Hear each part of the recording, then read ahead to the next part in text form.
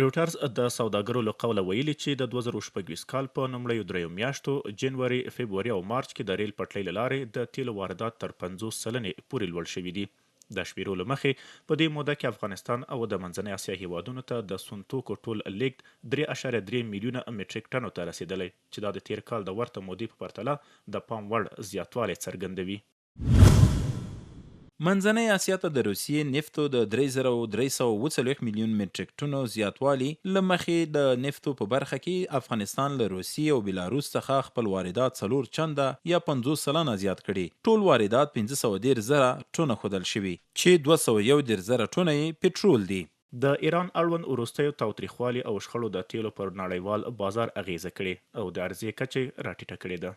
اقتصادي شنونکي دغه څه د افغانستان اقتصادي ځان بسیاینې لپاره غوره فرصت بولي او ټینګار پر دې کوي چې د افغانستان د خپل ځانګړي جغرافیایي موقعیت نه په ګټنې خپل صادرات زیات او د وارداتو کچه راکمه کړي. صادرات دي که واردات دي، په دې ټولو کې ډېر غټ تغییر راځي. اوس که تاسو وګورئ د موږ ډېر غټ ارقام دي تیلو خریداري ده چې هغه له موږ له همسایه هیوادونو نه کوو، او خصوصا په دې شرایطو کې اوسنیو حالاتو کې افغانستان په یو ډېر خاص جغرافیایي موقعیت کې قرار لري. افغانستان لپاره یو ډیره ښه زمینه ده چې دوی وکولی شي همدارنګه لکه مخکې چې په نورو بخښونو کې دوی په یو هیواد پورې ځان نه دی تړلی او بدیلي هیوادونو سره لارې جوړې کړي دي. د اقتصاد په برخه کې د یو حکومت کامیابي په همدې کې ده.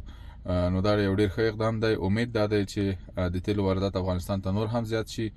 افغانستان په وروستیو څو کلونو کې د ځان بسیاینې لپاره خورا هڅې پیل کړي او غواړي چې په دغه برخه کې د نړۍ نورو هیوادونو څخه د واردات په برخه کې شته اتکا نوره هم کمه او رالنډه کړي. افغان سوداګر هم له اسلامي امارت غوښتنه کوي چې په کور دننه او بهر ورته سوداګریز فرصتونه لا برابر کړي، څو وکولی شي چې په کور دننه لا زیاتې پانګونې ته مخه کړي.